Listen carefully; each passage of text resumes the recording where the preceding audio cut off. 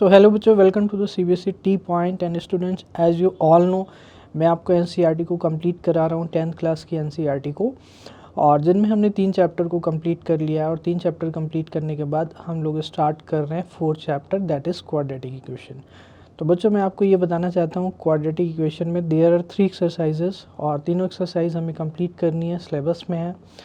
तो इसको हम लोग एक एक करके डिस्कस करेंगे। जो हमारी 4.1 एक्सरसाइज है वो क्वाड्रेटिक इक्वेशन से रिलेटेड है, यानी क्वाड्रेटिक इक्वेशन को रिकॉग्नाइज कैसे किया जाता है, ये सारी चीज़ें हम लोग करेंगे 4.1 में। तो बच्चों, उसी के रिगार्डिंग हम लोग यहाँ पर डिस्कस करेंगे कि क्वाड्रेटिक इक्वेशन क्या होती है और कंडीशंस क्या होती हैं, कोई भी इक्वेशन क्वाड्रेटिक इक्वेशन होगी या नहीं होगी, ठीक है। And different form of quadratic equation क्या होगा। और आपको हो सकता है कि लगे कि क्वाड्रेटिक इक्वेशन ये नहीं है लेकिन वो क्वाड्रेटिक इक्वेशन होगी। तो ये सारी चीज़ें कन्फ्यूज़न जो भी हैं हम इनको क्लियर करेंगे यहाँ पर। और डेफिनेटली स्टूडेंट्स, उसके बाद हम लोग 4.1 एक्सरसाइज को कंप्लीट करेंगे एग्जाम्पल को करने के बाद। तो आइए बच्चों, अब हम लोग देखते हैं, कॉन्सेप्ट्स को थोड़ा सा ब्रीफ करता हूँ, फिर उसके बाद हम लोग एग्जाम्पल एंड एक्सरसाइज करेंगे, ठीक है। तो आइए बच्चों, देखते हैं क्वाड्रेटिक इक्वेशन क्या होती है और क्या इसकी स्टैंडर्ड फॉर्म होती है और हमारे लिए इम्पॉर्टेंट क्यों है स्टैंडर्ड फॉर्म को जानना। ये सारी चीज़ें हम लोग यहाँ पे डिस्कस करेंगे।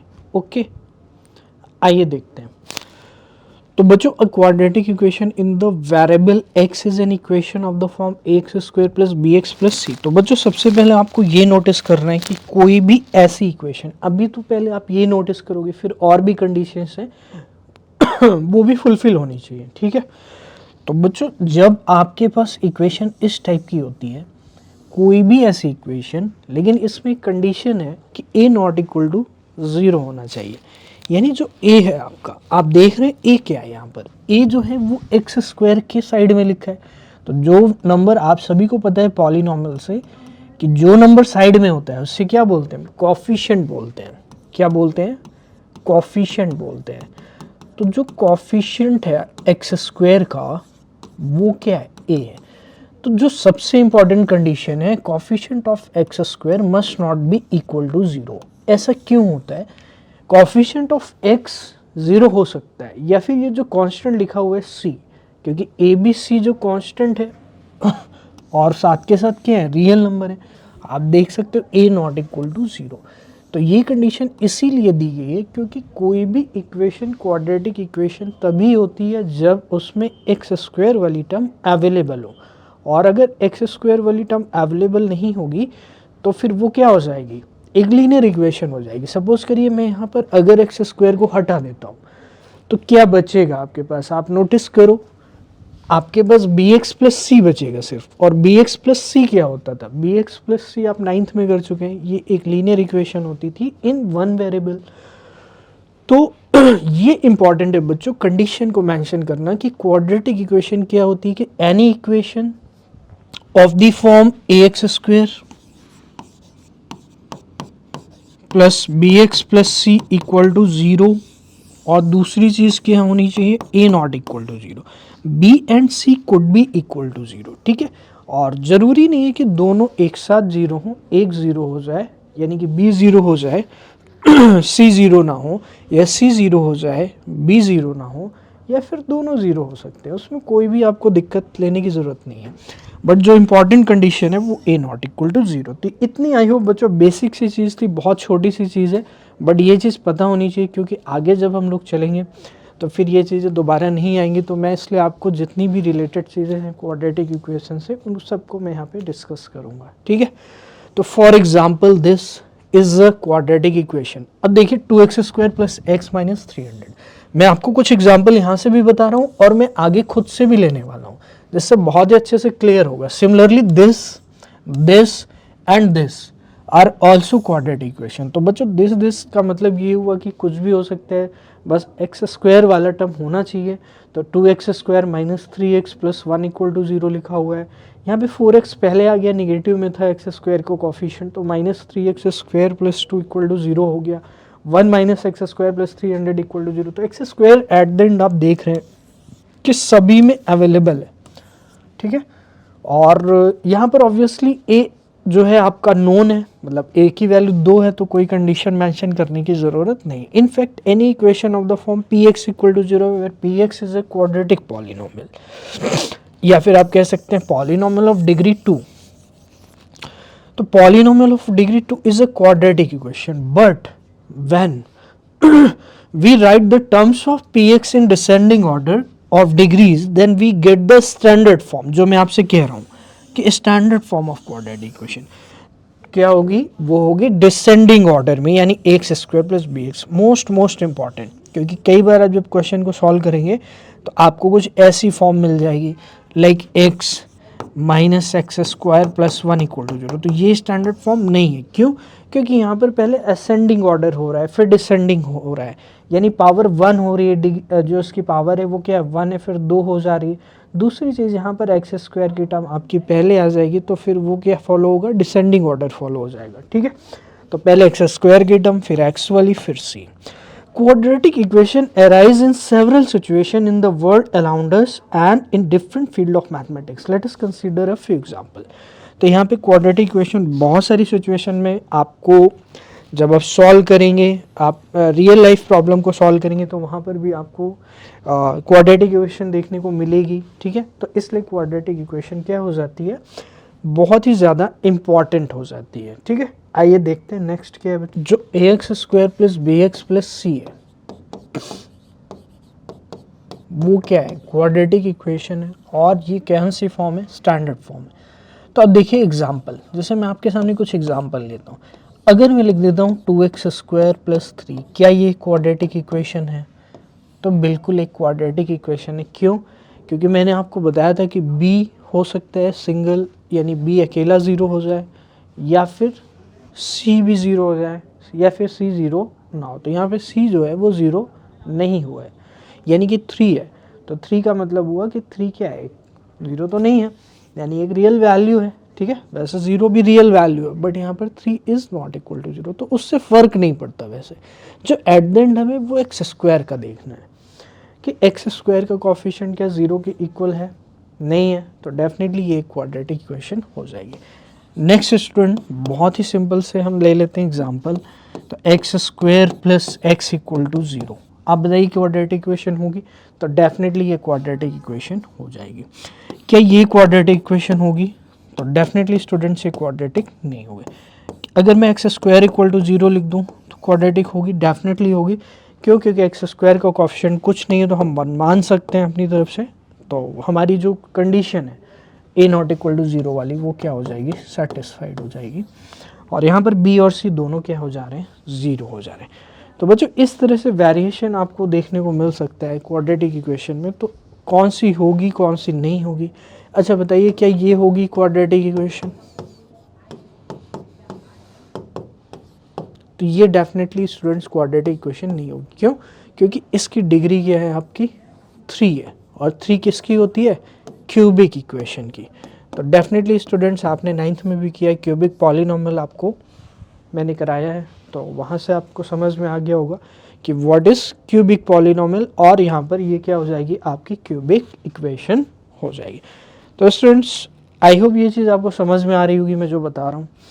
तो इतना आप नोट कर लीजिए, फिर हम लोग चलते हैं एग्जाम्पल पे और देखते हैं हमारे पास फर्स्ट एग्जाम्पल क्या है। तो स्टूडेंट्स आइए देखते हैं एग्जाम्पल नंबर 1 क्या कहता है। एग्जाम्पल नंबर 1 को हम लोग कंप्लीट करेंगे। तो represent the following situation mathematically, जो फॉलोइंग सिचुएशन दी गई है उसको मैथमेटिकली कैसे रिप्रेजेंट किया जाएगा, हमें ये समझना है।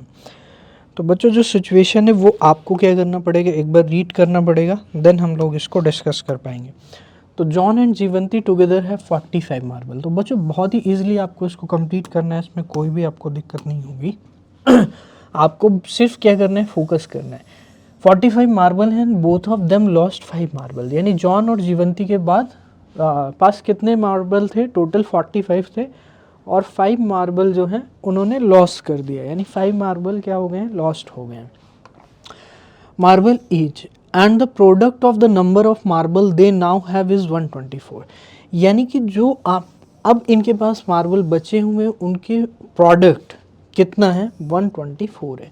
We would like to find out how many marbles they had to start with, यानी कि हमें फाइंड करना है कि उन्होंने कितने मार्बल से स्टार्ट किया था, हमें ये चीज़ फाइंड करनी है। तो स्टूडेंट्स बहुत ईजी, हमें क्या करना है, सिर्फ उसको मैथमेटिकली रिप्रेजेंट करना है। तो आइए एक एक करके हम लोग स्टेप्स को डिस्कस करते हैं, क्या स्टेप्स यहाँ पर हो सकते हैं, और फिर हम इसको कंप्लीट करेंगे। तो बच्चों टोटल 45 मार्बल है, यानी जॉन एंड जीवंती के पास टोटल 45 मार्बल है। तो अगर मैं ये मान लेता हूँ बच्चों कि जॉन के पास x मार्बल है, तो जीवंती के पास कितने होंगे? प्यारे बच्चों जीवंती दोनों के पास 45 है। अगर जॉन के पास x है तो जीवंती के पास हमें फाइंड करना है, और इनके टोटल कितने 45, तो हमें इसकी वैल्यू फाइंड करनी है। तो इसकी वैल्यू क्या होगी 45 माइनस एक्स, तो ये 45 माइनस एक्स हो जाएगा। Both of them lost 5 marble, यानी दोनों ने क्या किया है 5 मार्बल को लॉस्ट कर दिया है। यानी अगर इसके पास x है तो अब इसके पास फाइनली कितने बचेंगे x माइनस 5, और इसके पास 45 माइनस एक्स, जैसा कि मैंने आपको बताया, तो इसने 5 और लॉस कर दिए, तो 45 माइनस एक्स माइनस 5, यानी कि x माइनस 5 हो गया, और यहाँ पर हो गया 40 माइनस एक्स। ठीक है dear students, lost 5 marble each and the product of the number of marble they now have, यानी कि अब इसके पास नाउ, यानी कि जो करंट सिचुएशन है उसमें जो नंबर ऑफ मार्बल है वो इसके पास ये है और इसके पास ये है, इन दोनों का प्रोडक्ट। तो according to question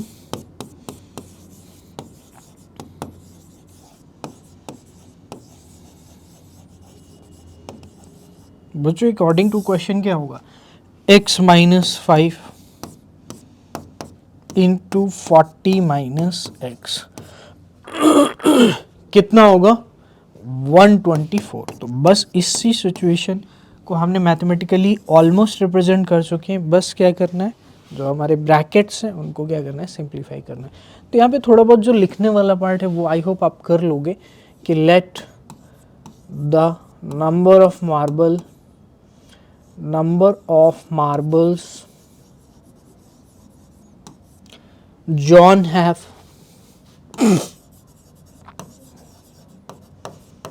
equal to x. तो अकॉर्डिंग टू क्वेश्चन जीवंती के पास ये हो जाएंगे। तो आई होप अब हम मल्टीप्लाई कर लेते हैं, बहुत ही इजी है मल्टीप्लाई करना। तो आइए मल्टीप्लाई करते हैं। तो x 40 से मल्टीप्लाई होगा तो 40x, और ये x माइनस एक्स से मल्टीप्लाई होगा माइनस एक्स स्क्वायर, माइनस 5 40 से होगा माइनस 200, माइनस 5 और प्लस क्या हो जाएगा आपका 5x इक्वल टू 124। ये हो गया क्लियर आपको, this is 40x। I hope ये बच्चों क्लियर होगा। तो अब आ जाते हैं कैलकुलेशन के पार्ट में। ये 200 है, ये 124 है, तो इसको इधर लेकर के आएंगे।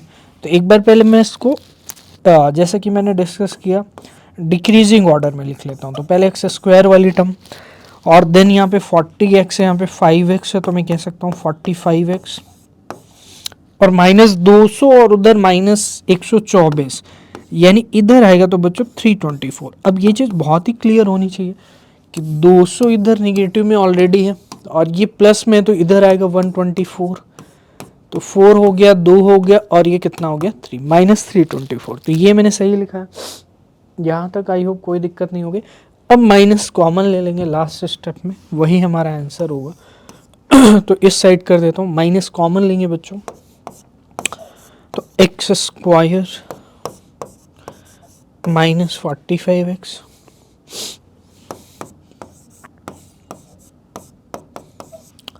तो एक्स स्क्वायर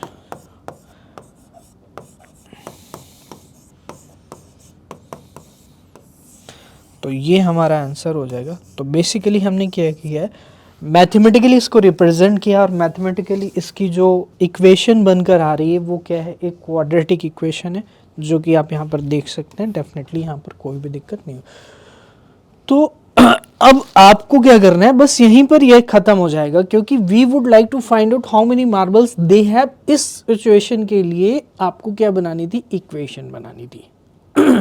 तो बच्चों ये चीज़ आपको क्लियर हो गई यहाँ पर क्योंकि क्वेश्चन जो मिलेंगे एग्जाम्पल नंबर 1 के सॉल्यूशन से रिलेटेड वो आगे मिलेंगे आपको। तो अभी फ़िलहाल क्या याद रखना है आपको, इतना याद रखना है कि यहाँ पर चीज़ें कैसे हो रही, ठीक है। तो आई होप इसको नोट कर लीजिए या फिर स्क्रीनशॉट ले सकते हैं इसमें कोई भी दिक्कत नहीं होगी। प्यारे बच्चों नेक्स्ट क्वेश्चन पे आते हैं। Cottage industry produces a certain number of toys in a day. तो सर्टेन नंबर ऑफ टॉयज क्या होता है, कॉटेज इंडस्ट्री प्रोड्यूस करता है। The cost of production of each toy, तो the cost of production of each toy in rupee was found to be 55 minus the number of toys produce. तो बहुत ही simple है बच्चों, ये की लाइन है, आपको याद रखना है 55 minus the number of toys. तो 55 माइनस नंबर ऑफ टॉयज मतलब x अगर टॉयज प्रोड्यूस कर रहा है तो यानी कि नंबर ऑफ टॉयज प्रोड्यूस्ड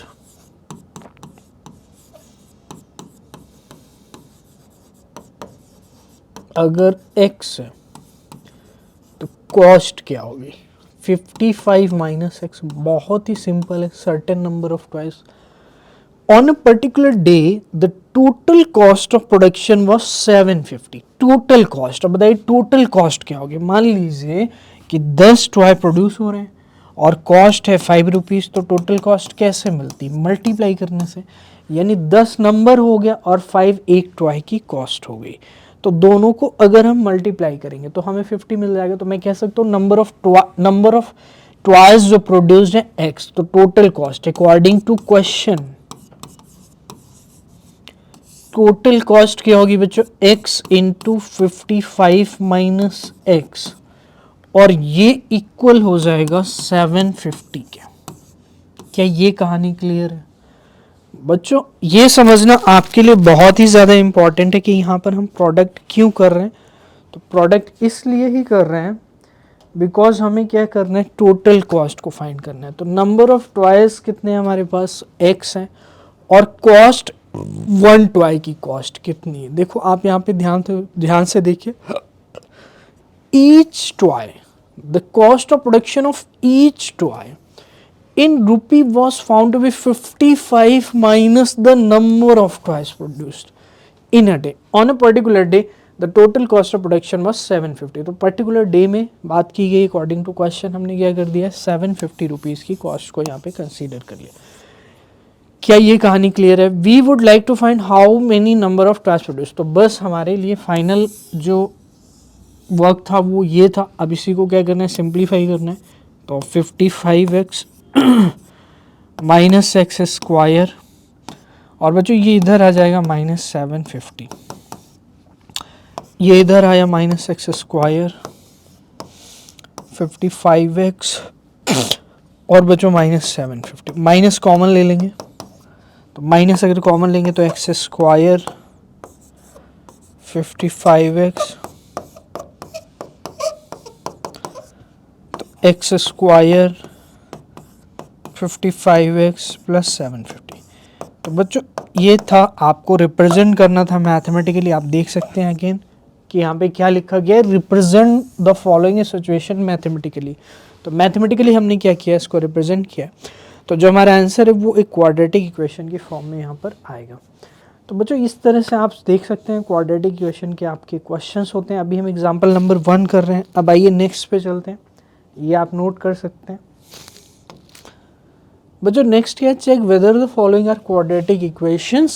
ठीक है, तो जैसा कि मैंने बताया कि क्वाड्रेटिक इक्वेशन कोई भी इक्वेशन तभी होती है जब आपकी इस फॉर्म को फॉलो करती है, ax square plus b x plus C equal to 0।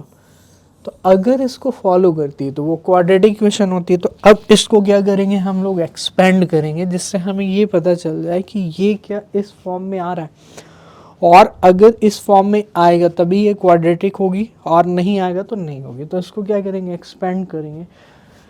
तो बच्चों इसका एक्सपेंशन करते हैं, ए स्क्वायर। अब सभी को पता है a माइनस बी स्क्वायर, बताने की ज़रूरत नहीं, 9th में आप करके आ चुके हैं। तो ए स्क्वायर प्लस बी स्क्वायर, या फिर माइनस 2ab भी लिख सकते हैं। तो प्लस बी स्क्वायर का मतलब 4 minus 4x।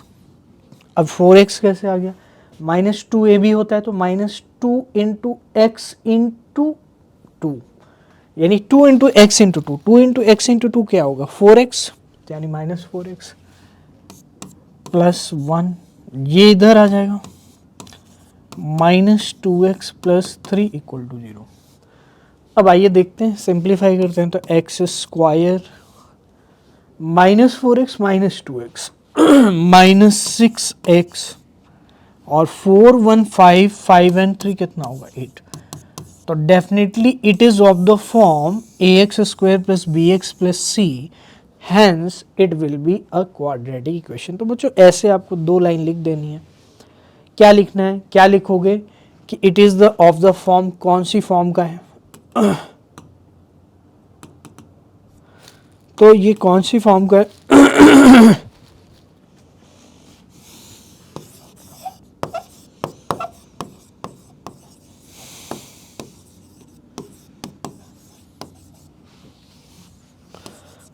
ax square plus bx plus c, hence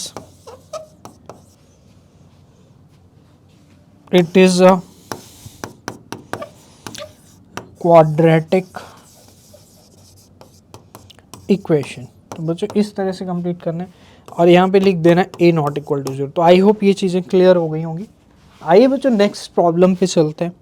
second part क्या है, x इंटू एक्स प्लस 1 प्लस 8 is equal to x plus 2 into x minus 2, multiply करेंगे देखो कोई तरीका नहीं है सिर्फ और सिर्फ उसको सिंप्लीफाई करने का, क्योंकि जब आप उस चीज़ को सिंप्लीफाई कर लोगे तभी आपको एक्चुअल फॉर्म पता चलेगी कि एक्चुअल में ये है क्या। मीन्स कि a x square plus b x plus c है, या फिर a x cube plus b x square, या कोई क्यूबिक इक्वेशन फॉर्म हो रही है, स्क्वायर की फॉर्म बन रही है। तो ये कैसे पता चलेगा, ये जब आप सिंप्लीफाई करोगे तभी पता चलेगा। तो इसको सिंप्लीफाई करते हैं। तो x का x प्लस 1 से, यानी x का x से पहले तो x स्क्वायर, फिर 1 से x plus 8, then x into x x square minus 2x, 2 का x से 2x और माइनस 2 का इससे 4। तो बच्चों बहुत ही सिंपल सी चीज़ है। सेम साइड में प्लस एंड माइनस कैंसिल हो जाते हैं और अपोजिट साइड में सेम साइन वाले कैंसिल हो जाते हैं। तो यहाँ पे बचता है x प्लस 8 और इधर बचता है -4, यानी x प्लस 8 एंड प्लस 4। तो बच्चों आप देख सकते हैं ये कैसी इक्वेशन है, ये एक लीनियर इक्वेशन है। तो ये क्वाड्रेटिक नहीं होगी, तो आपका आंसर नो हो जाएगा। नॉट अ क्वाड्रेटिक इक्वेशन, क्या लिखेंगे, नॉट अ क्वाड्रेटिक इक्वेशन। आइए नेक्स्ट प्रॉब्लम पे चलते हैं, देखते हैं नेक्स्ट प्रॉब्लम क्या है, ये आप नोट कर सकते हैं।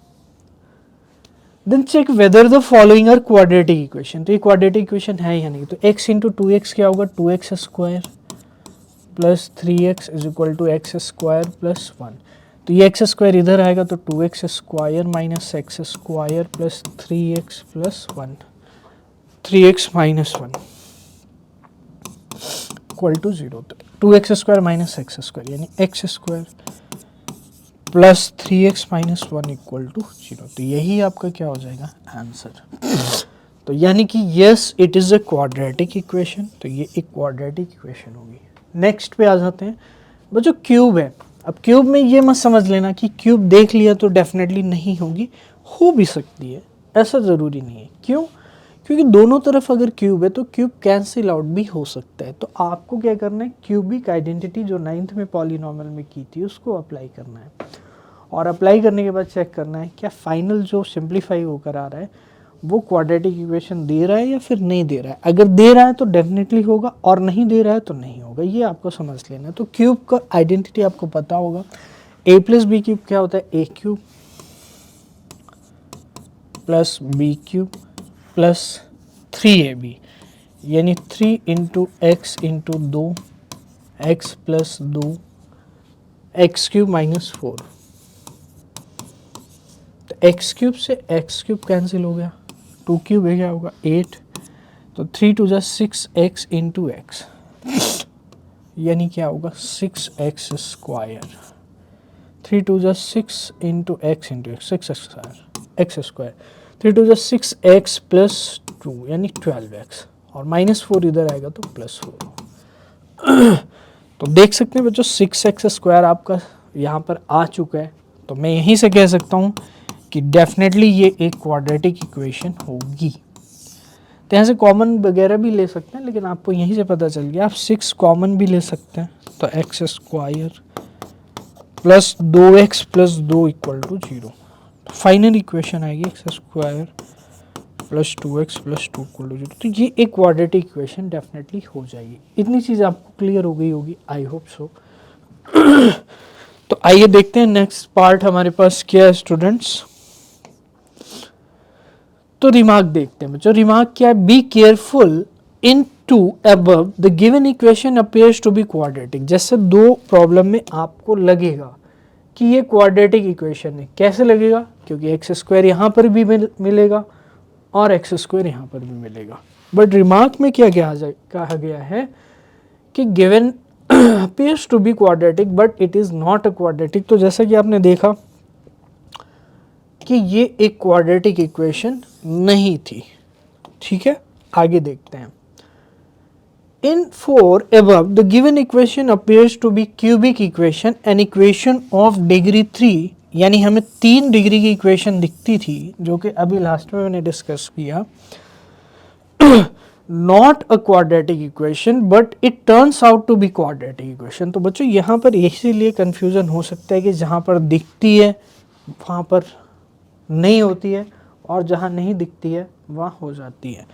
तो इसलिए आपको यहाँ पे केयरफुल रहना। आपको एक्चुअल में सिंप्लीफाई फॉर्म है, बट इस terms as you can see often we need to simplify. तो जो सबसे इंपॉर्टेंट वर्ड जो माइंड में रखना है, simplify the given equation before deciding whether it is quadratic और नॉट। तो बच्चों ये स्टेप सबसे ज़्यादा इंपॉर्टेंट है। जैसे कि आपने देखा यहाँ पे क्यूबिक था, तो मुझे लगा कि क्यूबिक होगी, लेकिन आपको क्या मिला? यहाँ पे क्वाड्रेटिक मिला। तो इसका मतलब ये हुआ डेफिनेटली कि ये एक क्वाड्रेटिक इक्वेशन है।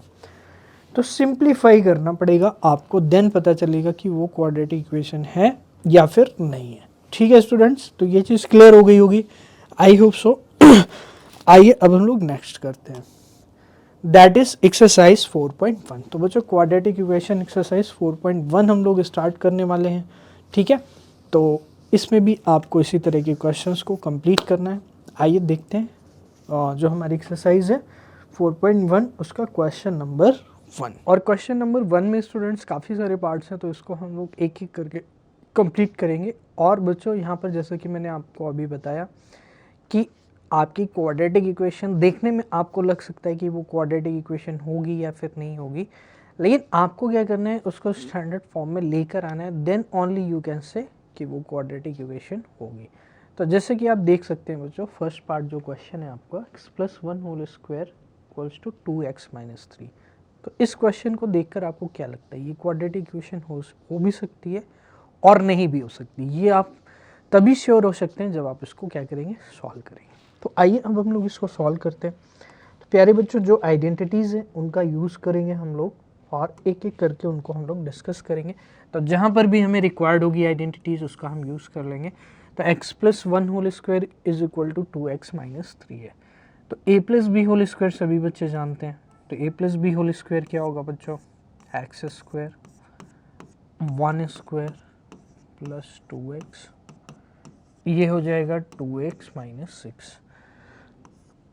तो ये x² हो जाएगा, ये 1 हो जाएगा, ये 2x हो जाएगा और ये 2x हो जाएगा और ये -6 हो जाएगा। अब बच्चों इसको आप LHS में ला सकते हो जिससे इक्वल टू 0 हो जाए। क्यों? क्योंकि जो हमारी क्वाड्रेटिक इक्वेशन होती है उसकी स्टैंडर्ड फॉर्म क्या होती है, x² plus bx plus c equal to 0 और a0 इक्वल टू क्या होता है, 0 होता है।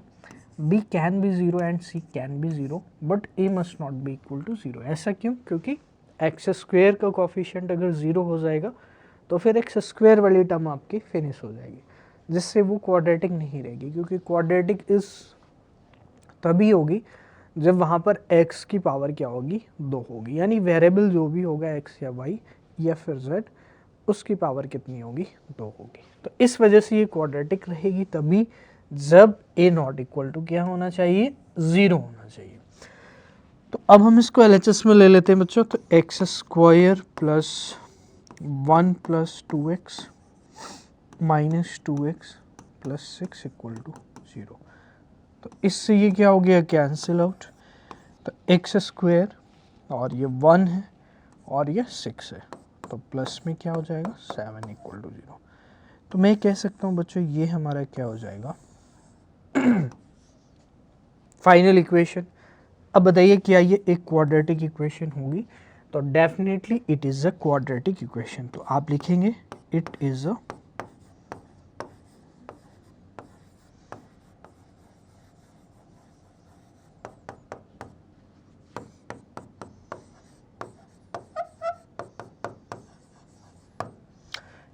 Quadratic equation. तो ये हमारी क्या हो जाएगी, एक क्वाड्रेटिक इक्वेशन हो जाएगी। क्यों हो जाएगी? क्योंकि it is of the form x square plus b x plus C. Basic यहाँ पर b आपका 0 हो रहा है, बट यहाँ पर ये फॉर्म क्या हो रही है, आपकी पूरी की पूरी फॉलो हो रही है। b इक्वल टू 0 हो सकता है, जैसा कि मैंने आपको बताया कि b can be 0 and c can also be 0, but a must not be equal to 0। जो नेसेसरी कंडीशन है वो ये है। ठीक है स्टूडेंट्स, तो आप इसको नोट कर सकते हैं, ये आपका फर्स्ट क्वेश्चन था। तो it is a quadratic equation finally. ठीक है, आइए अब हम लोग देखते हैं नेक्स्ट क्वेश्चन को। बच्चों देखते हैं एनसीईआरटी का जो आपका सेकंड पार्ट है। तो that means it is a question number 1 और इसी का हम लोग करने जा रहे हैं बच्चों सेकंड पार्ट। तो आई होप ये चीज़ आपको क्लियर हो रही होगी। तो आइए अब हम लोग इसको क्या करते हैं, सॉल्व करते हैं। तो ये हो जाएगा एक्स स्क्वायर माइनस 2x, ये हो जाएगा बच्चों माइनस 2 है, यहाँ पे मल्टीप्लाई होगा तो माइनस 6, और माइनस माइनस प्लस क्या हो जाएगा 2x। तो एक्स स्क्वायर माइनस 2x इधर आएगा एंड प्लस 6 क्या हो जाएगा 0। तो ये हो जाएगा x square minus 4x plus 6 equal to 0। क्या ये बच्चों एक क्वाड्रेटिक इक्वेशन है? तो डेफिनेटली मैं कह सकता हूँ कि x square plus b x plus C equal to 0 क्या हो रहा है, इस फॉर्म को ये सेटिस्फाई कर रहा है। यानी इस फॉर्म से आप क्या कर सकते हैं, ए बी सी की वैल्यू को निकाल सकते हैं, मतलब इस फॉर्म को क्या कर रहा है, फॉलो कर रहा है। तो डेफिनेटली ये क्या होगी, एक क्वाड्रेटिक इक्वेशन हो जाएगी। तो मैं ये कह सकता हूँ कि ये जो हमारी गिवन है it is a quadratic equation. तो एट द एंड स्टूडेंट्स आपको क्या देखना है कि जो हमारी स्टैंडर्ड फॉर्म है उसके अकॉर्डिंग हमारी इक्वेशन फाइनल आती है कि नहीं आती।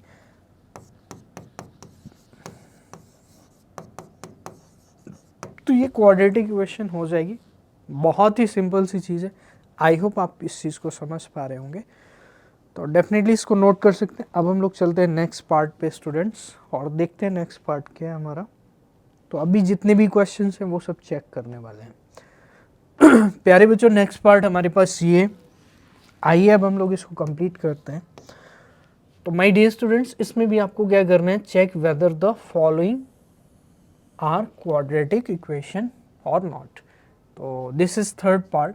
तो आइए अब हम लोग क्या करेंगे, यहाँ पे बेसिकली यहाँ पे दो ब्रैकेट दिए गए हैं बच्चों, तो दोनों ब्रैकेट को क्या करना पड़ेगा, मल्टीप्लाई करना पड़ेगा, क्योंकि यहाँ पर आपको दो ब्रैकेट हैं और यहाँ पर भी दो ब्रैकेट हैं। तो डेफिनेटली यहाँ पर कुछ बनेगा, बट हमें नहीं पता क्या बनेगा, बट जो बनेगा उसको लाने के लिए हमें क्या करना पड़ेगा, दोनों को ब्रैकेट्स को मल्टीप्लाई करना पड़ेगा। तो मल्टीप्लाई कर देते हैं। तो x का मल्टीप्लाई x से करेंगे, आप सभी को पता है, 9th में कर चुके हैं कि कैसे दो ब्रैकेट का मल्टीप्लाई करेंगे। तो x का मल्टीप्लाई बच्चों x में करेंगे तो एक्स स्क्वायर आएगा, x का मल्टीप्लाई -2 में तो -2x आएगा, 1 का मल्टीप्लाई x में करेंगे तो x आएगा, और 1 का मल्टीप्लाई -2 में करेंगे तो -2 आएगा। x का मल्टीप्लाई x में करेंगे एक्स स्क्वायर आएगा, x का मल्टीप्लाई बच्चों -1 में होगा तो -x आएगा। आपको यहाँ से एक एलिमेंट उठाना है और इस ब्रैकेट में जो भी चीज़ें हैं सब में मल्टीप्लाई करके यहाँ पे लिखना है। फिर जब आप इसको कर चुके होगे तो फिर इसको उठाना है और सबका मल्टीप्लाई करना है। तो x का हमने कर लिया है, अब 3 से करेंगे तो बच्चों क्या आएगा, 3x और माइनस क्या आएगा 3। तो एक्स स्क्वायर से एक्स स्क्वायर क्या हो गया, cancel out, -2x plus x कितना होगा, आप सभी को पता है -2 + 1 कितना होगा, -x हो जाएगा, ये हो जाएगा -2, ये हो जाएगा बच्चों 2x, क्योंकि +3 - 1 है, ये हो जाएगा -3। आइए स्टूडेंट्स अब हम लोग इसको एक तरफ कर लेते हैं, that means 2x + x -3 and +2। तो जितनी भी चीज़ें हैं मैं उसको RHS में लेके आया। RHS में ले जाने के बाद हमने क्या किया, इक्वेशन को रिवर्स करके लिख दिया है। तो 2x + x क्या हो गया आपका 3x -3 + 2 कितना होगा 1। तो मेरे प्यारे बच्चों आप देख सकते हैं क्या ये इक्वेशन x² + bx + c को सेटिस्फाई कर रही है? तो डेफिनेटली x² + bx + c को सेटिस्फाई नहीं कर रही है, तो ये क्या होगी, नॉट अ क्वाड्रेटिक इक्वेशन। तो ये एक क्वाड्रेटिक इक्वेशन नहीं होगी, ठीक है। तो ये चीज़ आपको क्लियर होगी, आप इसको नोट कर सकते हैं। It is not a quadratic equation, ये एक क्वाड्रेटिक इक्वेशन नहीं है। क्यों नहीं है, आप सभी को पता है। हमारे पास फाइनली जो इक्वेशन आई है वो ये आई है। तो ये सेटिस्फाई यानी x² जो हमारी स्टैंडर्ड फॉर्म होती है उसको सेटिस्फाई बिल्कुल भी नहीं कर रहा है। क्यों नहीं कर रहा है, क्योंकि मेन चीज़ हमारे लिए क्या थी, a ≠ = 0, और वही यहाँ पर 0 हो गया, जिससे x² की टर्म 0 हो गई है। तो डेफिनेटली यहाँ पे आपकी ये क्वाड्रेटिक नहीं होगी। आइए अब हम लोग चलते हैं नेक्स्ट पे। तो बच्चों ये क्वेश्चन फिर आ गया आपके सामने ऐसा ही। तो आइए अब हम लोग फिर इसको कंप्लीट करते हैं, देखते हैं यहाँ पे क्या मिलता है हमको। प्यारे बच्चों x का मल्टीप्लाई 2x से होगा, फिर x का मल्टीप्लाई 1 से होगा, यानी क्या आएगा 2x²। ये x 2x से मल्टीप्लाई होगा तो x तो x से x², लेकिन कांस्टेंट 2 है हमारे पास तो 2। अब ये 3 इससे मल्टीप्लाई होगा, या फिर आप ऐसा कर लो x का मल्टीप्लाई 1 से भी कर लो, जिससे x का काम फिनिश हो जाए। अब हम आ जाते हैं -3 पे।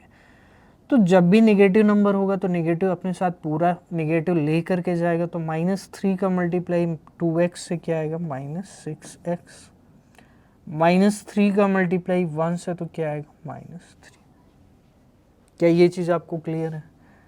देन बच्चों x का x से होगा तो x², देन x का 5 से होगा तो 5x। तो माय डियर स्टूडेंट्स, आपको देखने में वैसा लग रहा था, बट यहाँ पर इस बात पर भी डिपेंड करेगा कि जो x है उसका कोफिशिएंट क्या है। जैसे लास्ट क्वेश्चन में x के कोफिशिएंट 1 1 थे, तो इसलिए वो कैंसिल हो गए थे। लेकिन यहाँ पर आप देखो अगर x का कोफिशिएंट 2 है, तो ये 2 जो है कहीं ना कहीं आपका इधर 1 है, तो इधर तो x² बनेगा, बट उधर 2x² बनेगा। और 2x² अगर उधर बन जाएगा तो डेफिनेटली स्टूडेंट्स वहाँ पर एक x² बच जाएगा, और अगर एक x² बच जाएगा तो फिर आपका क्या होगा, यहाँ पर x² कैंसिल नहीं होगा। और अगर कैंसिल नहीं होगा तो क्वाड्रेटिक हमारी बनी रहेगी। तो 2x² और x² इधर आएगा, तो बच्चों इसको इधर लिख लेते हैं। तो 2x² -x², 5x है, और यहाँ पर बच्चों क्या है x -5x यानी -5x। ये 5x इधर आएगा -5x, और ये 3 इधर आ जाएगा। तो 2x²। हाँ, अब हम इसको सिंप्लीफाई कर सकते हैं, 2x² लिखने की ज़रूरत नहीं है। तो डियर स्टूडेंट्स 2x² यहाँ पे नहीं लिखेंगे, क्योंकि 2x² और -x² क्या होगा x², -5x क्या होगा -10x, और माइनस क्या हो जाएगा 3 = 0। ओके, तो ये हमारी फाइनल इक्वेशन आ जाएगी। I think so it is very much clear to you. तो ये हमारी फाइनल इक्वेशन है, जो कि आपकी x² + bx + c टाइप की है। तो बेसिकली टाइप आपको देखना होता है। तो a ≠ क्या है 0 है, तो मैं ये कह सकता हूँ कि ये डेफिनेटली एक क्या होगी, एक क्वाड्रेटिक इक्वेशन हो जाएगी। तो it is a quadratic equation. It is a quadratic. तो डेफिनेटली ये क्या हो जाएगी, एक क्वाड्रेटिक इक्वेशन हो जाएगी। तो ये चीज़ क्लियर हो गई होगी स्टूडेंट्स। हम यहाँ पर कैसे इन क्वेश्चंस को करेंगे। यहाँ पर आपको इक्वेशन दी जाएगी, तो एक क्वेश्चन आपके एग्ज़ाम में ऐसा देखने को मिलेगा कि जहाँ पर आपको कुछ इक्वेशन दी जाएगी और आपको ये चेक करके बताना होगा कि वो क्वाड्रेटिक इक्वेशन है या फिर नहीं है। तो आप ऐसे ही चेक करोगे। अगर फाइनली लास्ट में ऐसी फॉर्म आपको देखने को मिलती है तो डेफिनेटली ये क्वाड्रेटिक होगी, और अगर नहीं मिलती है जैसा कि प्रीवियस क्वेश्चन में हमने देखा ऐसा, तो डेफिनेटली क्वाड्रेटिक नहीं होगी। आइए अब हम लोग चलते हैं नेक्स्ट पार्ट पे। प्यारे बच्चों यहाँ पे फिर से अगेन मल्टीप्लाई करना पड़ेगा, तो आइए अब हम लोग इसको मल्टीप्लाई करते हैं और देखते हैं हमारा आंसर क्या आता है, यहाँ पर होगा या नहीं होगा। तो यहाँ पर यही चीज़ें चेक करनी है। तो 2x का x से करेंगे मल्टीप्लाई, तो क्या आएगा 2x स्क्वायर, फिर 2x का -3 से तो -6x, -1 का x से तो -x, -1 का -3 से क्या होगा +3, फिर x का x से होगा तो x स्क्वायर, x का -1 से होगा -x, 5 का x से होगा 5x, और माइनस क्या हो जाएगा 5 हो जाएगा। तो ये चीज़ क्लियर है, ठीक है। अब देखिए एक्स स्क्वायर वाली टर्म को कलेक्ट करेंगे, तो एक्स स्क्वायर बच्चों ये है और एक्स स्क्वायर ये है, तो इधर आ जाएंगे एक्स स्क्वायर।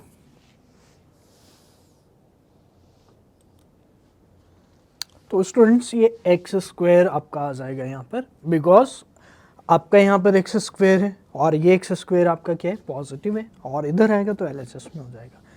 यानी प्यारे बच्चों मैं ये कह सकता हूँ कि 2x square minus x square क्या हो जाएगा एक्स स्क्वायर। देन बच्चों x की अगर हम बात करते हैं, तो प्यारे बच्चों x अगर यहाँ पर आप देखोगे तो 7x है, तो माइनस क्या होगा 7x, और मुझे यहाँ पर देखना पड़ेगा कि यहाँ पर x कितना बच रहा है। तो x बच्चों यहाँ पर कितना बच रहा है। आई होप कि इतनी डायरेक्ट सॉरी कैलकुलेशन करने में कोई दिक्कत नहीं होगी। 5x है यहाँ पे -x है, तो कितना हो जाएगा 4x, और ये 4x इधर आ जाएगा, तो मैं कह सकता हूँ ये माइनस क्या हो जाएगा, सॉरी 4x हो जाएगा, यस -4x हो जाएगा। क्यों? क्योंकि -x एंड 5x है, -x एंड 5x क्या होगा आपका -4x हो जाएगा, ठीक है। और यहाँ पर -5 है बच्चों, तो -5 इधर आएगा तो प्लस हो जाएगा, यानी 3 + 5 कितना हो जाएगा 8 हो जाएगा, और इक्वल टू में क्या हो जाएगा 0 हो जाएगा। प्यारे बच्चों एक्स स्क्वायर और x की टर्म को कलेक्ट करेंगे तो 11x प्लस कितना हो जाएगा 8 = 0। तो माय डियर स्टूडेंट्स मैं ये कह सकता हूँ कि यहाँ पर ये हमारी इक्वेशन बनने वाली, और इसमें आपका क्या हो जाएगा ax square plus bx plus c = 0। That means जो आपकी स्टैंडर्ड फॉर्म है उस टाइप की ये बन रही है, तो वो अगर इस टाइप की बन रही है तो डेफिनेटली ये क्या हो जाएगी क्वाड्रेटिक इक्वेशन हो जाएगी। It is a quadratic equation.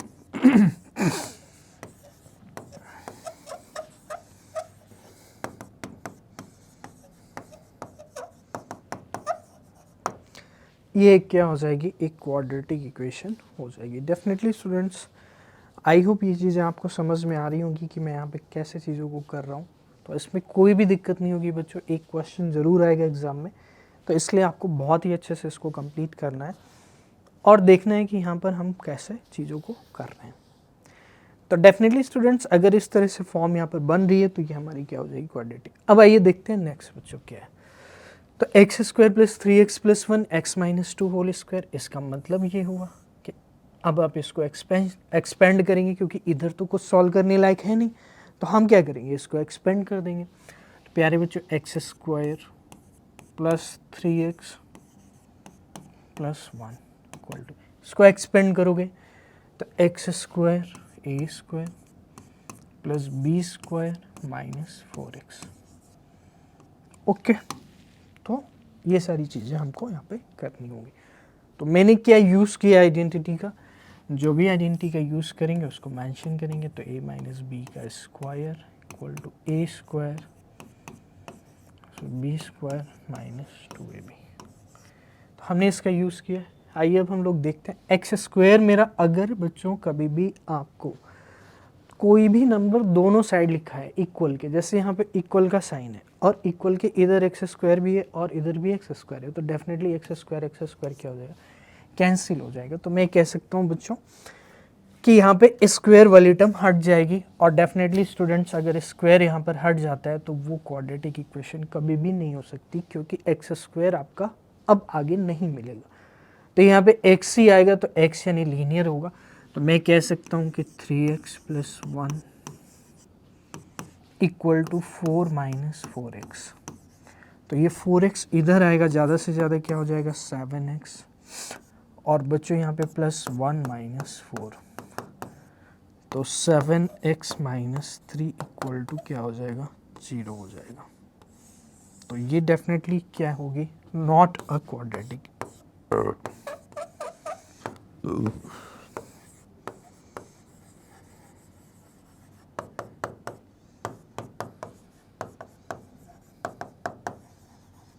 Not a quadratic equation.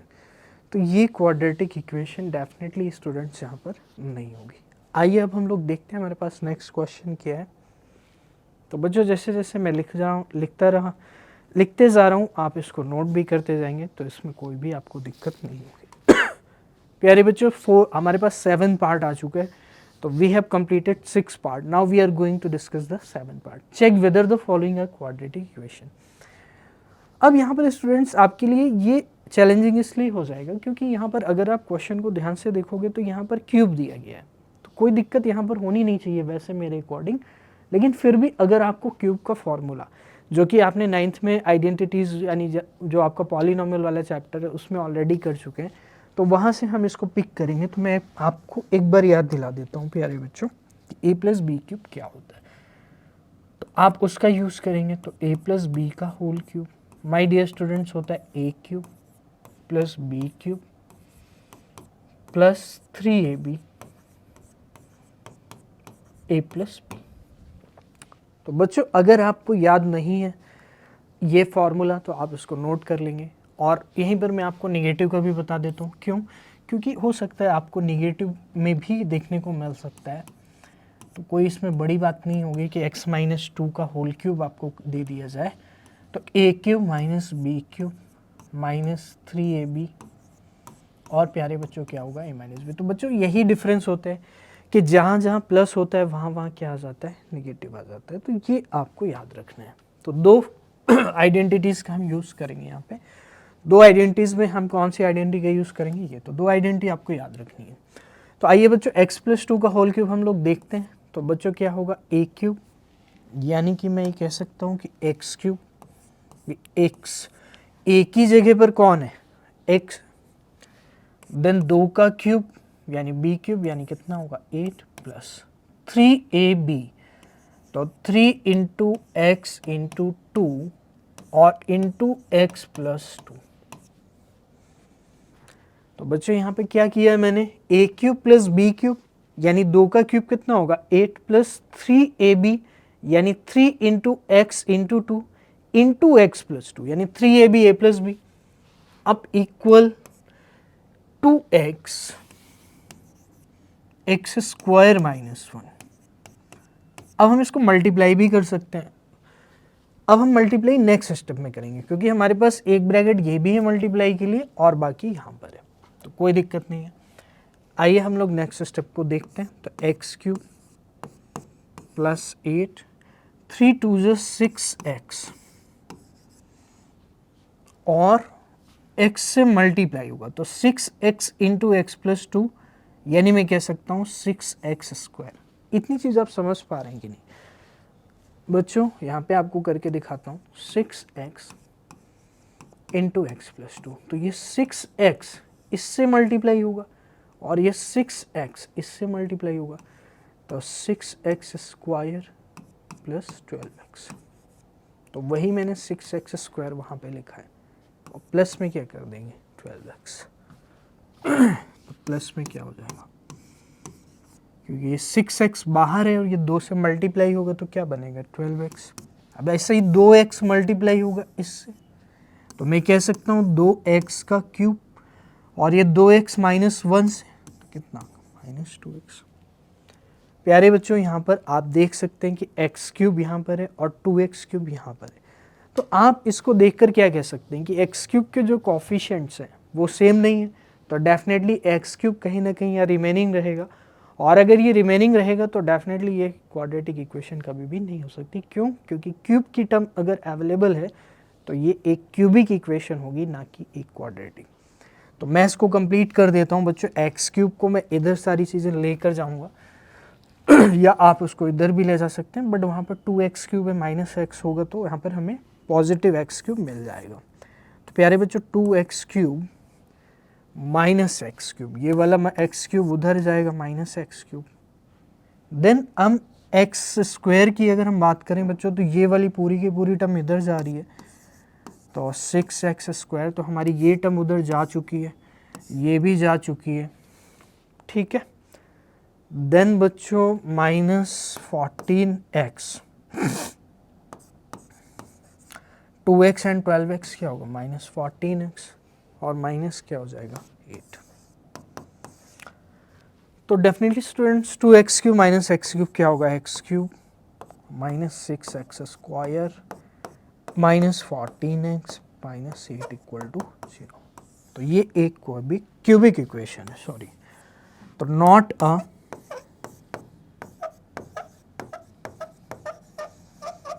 Quadratic, तो नॉट अ क्वाड्रेटिक इक्वेशन, तो ये एक क्वाड्रेटिक इक्वेशन नहीं होगी। ओके, तो आप इसको नोट कर लीजिए स्टूडेंट्स। फिर हम लोग चलते हैं नेक्स्ट पार्ट पे।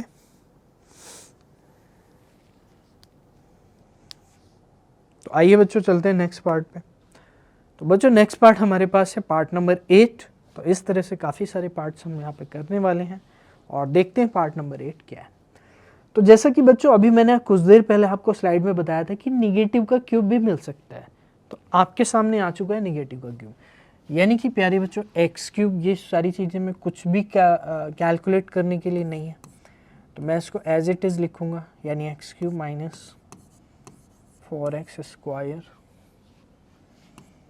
Minus x plus 1। बच्चों इसको ओपन करेंगे तो अभी मैंने आपको बताया था कि a माइनस बी का क्यूब क्या होता है, a cube minus b cube minus 3ab और a माइनस बी। तो ऑल प्लेसेस पे क्या आ जाता है माइनस, जहाँ पर प्लस था प्लस वाले में वहाँ पर अब क्या आने वाला है, निगेटिव आने वाला है हर एक प्लेस पे, तो जहाँ जहाँ प्लस है। तो x माइनस 2 का क्यूब यानी a cube minus b cube minus 2 का क्यूब माइनस 3ab यानी 3 into x into 2 into x minus 2। प्यारे बच्चों एक्स क्यूब सेम है, तो क्या इस तरह से कैंसिल कर सकते हैं, डेफिनेटली कर सकते हैं। और मुझे थोड़ा सा एक्सप्लोर करना है, तो मैं इधर तो कुछ कर नहीं पाऊंगा, तो जो सारी चीज़ें हैं वो मैं किधर करूँगा, इधर कर पाऊंगा। तो माइनस 2 का क्यूब क्या होगा बच्चों माइनस 8। अब ये 3x इंटू 2 यानी 6x है, जैसे मैंने आपको पहले दिखाया था करके, तो ये 6x x से मल्टीप्लाई होगा तो माइनस 6x स्क्वायर, और ये माइनस 6x प्लस 2 से होगा, तो प्लस में कितना आ जाएगा 12x आ जाएगा। तो ये चीज़ आपको क्लियर होगी। तो एक्स स्क्वायर वाली टर्म को एक तरफ ले लेते हैं, तो ये इधर आएगा, यानी कि कितना हो जाएगा 2x स्क्वायर हो जाएगा। बच्चों माइनस एक्स है, यहाँ पे 12x है, तो ये इधर आएगा। और कांस्टेंट की अगर हम बात करते हैं बच्चों 1 प्लस 8, तो 2x square minus 13x plus 9 equal to,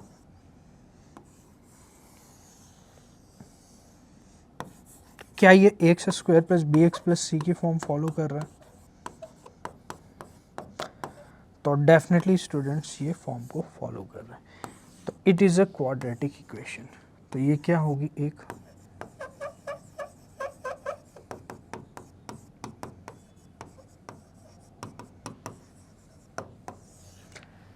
quadratic equation definitely हो जाएगी। तो ये भी आप नोट कर सकते हैं बच्चों। इस तरह से हमने 8 पार्ट को कंप्लीट कर लिया है। तो आइए देखते हैं बच्चों नेक्स्ट क्या है हमारे पास। तो नेक्स्ट स्टार्ट हो जाता है बच्चों क्वेश्चन नंबर 2 आपका यहाँ पर, और अब हम लोग इसको करने वाले हैं क्वेश्चन नंबर 2 का फर्स्ट पार्ट। तो बच्चों ये बेसिकली एक वर्ड प्रॉब्लम है, तो आइए अब हम लोग इसको कंप्लीट करेंगे। तो बच्चों क्वेश्चन है, the area of the rectangular plot is 528 metre square, the length of the plot is 1 more than twice its breadth. तो बच्चों ये स्टेटमेंट सबसे ज़्यादा इंपॉर्टेंट होने वाली है, क्योंकि यहीं से आप इक्वेशन को फॉर्मेशन करोगे। और डियर स्टूडेंट्स, रेक्टेंगुलर प्लॉट है, तो रेक्टेंगुलर प्लॉट का मतलब ये होता है कि जो आपका रेक्टेंगल है उसका एरिया क्या होगा, L इंटू बी होगा। तो आप सभी बच्चे जानते हैं छोटी क्लासेस से कि एरिया ऑफ रेक्टेंगल क्या होगा, L इंटू बी होगा। तो L इंटू बी होने का मतलब ये हुआ कि L क्या होती है, आपकी लेंथ होती है, और B क्या होती है, विड्थ होती है। तो ये लेंथ हो जाएगी, और बच्चों ये क्या हो जाएगी, विड्थ हो जाएगी। तो ये लेंथ होगी और ये क्या होगी, ब्रेड्थ हो गई, ठीक है। तो अब यहाँ पर एक्चुअल में क्या है कि आपको लेंथ और ब्रेड्थ का रिलेशन को एस्टैब्लिश करना है, तो उसके लिए ये स्टेटमेंट दी गई। वैसे तो द एरिया ऑफ रेक्टेंगल, यानी कि जो एरिया ऑफ रेक्टेंगुलर प्लॉट होगा वो दिया गया आपको 528 मीटर स्क्वायर, लेकिन सारी की सारी जो नेक्स्ट चीज़ है वो इंपॉर्टेंट है। The length of the plot is 1 more than twice its breadth, यानी कि जो प्लॉट की लेंथ है यानी कि L है, तो L के रिकॉर्डिंग यहाँ पे इंफॉर्मेशन दी गई है। तो बच्चों यहाँ पे लिखेंगे according to given information, according to given information.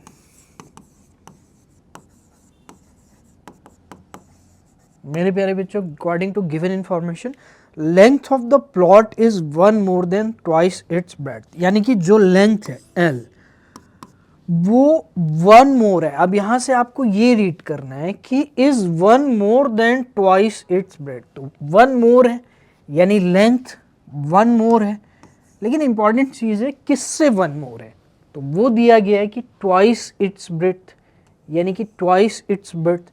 तो मैं कह सकता हूं कि ये क्या होगी, 2b + 1। भाई ब्रेड्थ अगर b है तो उसका ट्वाइस 2b होगा, और उससे एक ज़्यादा है यानी L की वैल्यू क्या हो जाएगी, 2b+। We need to find the length and breadth of the plot. तो बच्चों ऐसे क्वेश्चन में आपको कंफ्यूज नहीं होना है, यहाँ पर एक्चुअल में आपको लेंथ एंड ब्रेड्थ को फाइंड नहीं करना है, बट आपको एक इक्वेशन यहाँ पर जो रिप्रेजेंट है उसको मैथमेटिकली क्वाड्रेटिक इक्वेशन की फॉर्म में रिप्रेजेंट करना है। आप देख सकते हैं क्वेश्चन कह रहे हैं कि represent the following situation in the form of quadratic equation. Quadratic equation की फॉर्म में लिखना है, तो ऐसी क्वाड्रेटिक इक्वेशन बता दीजिए जिससे हम लेंथ एंड ब्रेड्थ को फाइंड कर पाए। तो एक्चुअल में फाइंड नहीं करना है, we need to find the length and breadth of the plot. तो हमें क्वाड्रेटिक इक्वेशन को बताना है। तो बच्चों बहुत ही ईजी है, मेरे पास 2 इक्वेशन मिल चुकी है, एक इक्वेशन ये है और एक इक्वेशन ये 528। तो प्यारे बच्चों L इंटू बी 528 हो जाएगा, और L इतना है।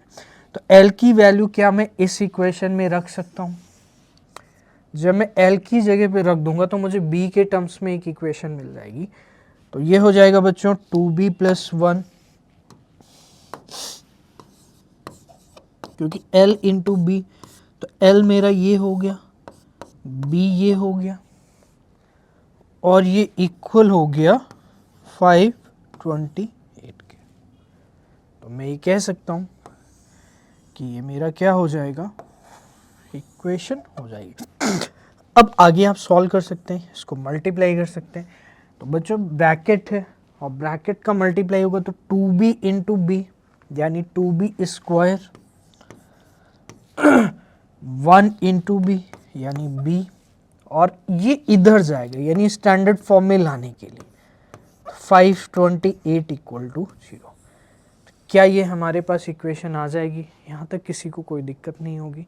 तो बहुत ही इजी था। हमने क्या किया, according to given information in the question length बोली गई थी कि 1 more than twice its breadth. तो यहाँ पे बच्चों आपको 2 चीज़ें और लिख सकते हो कि लेट करना पड़ेगा, क्योंकि छोटी सी चीज़ है बट आप मिस कर दोगे तो हो सकता है उसका कंप्लीट जो है थोड़ा सा पार्ट रह जाएगा। तो L, let the length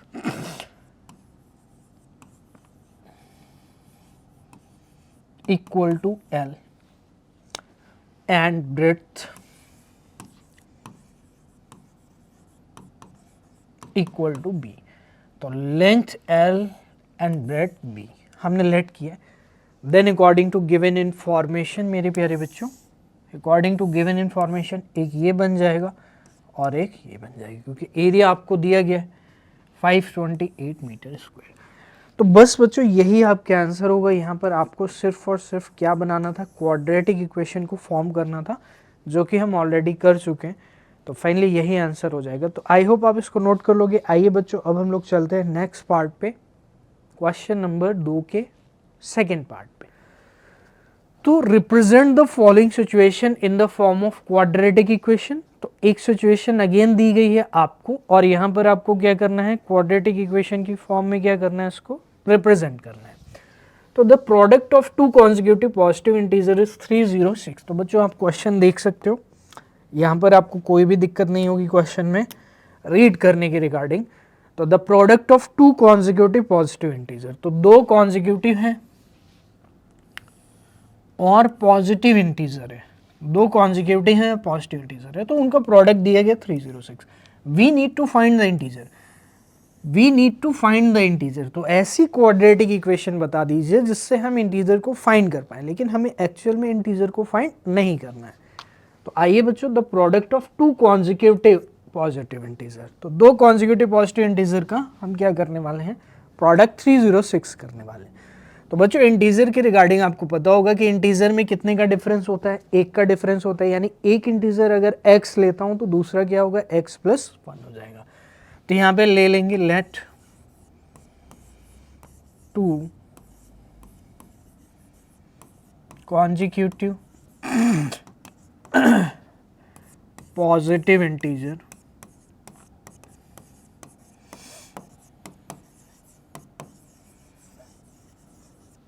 b x and x + 1।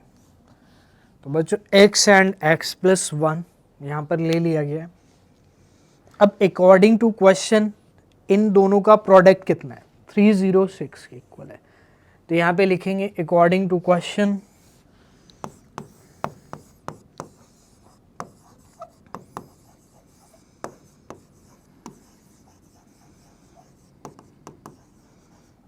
according to question the product of integer is 306, यानी we can say कि x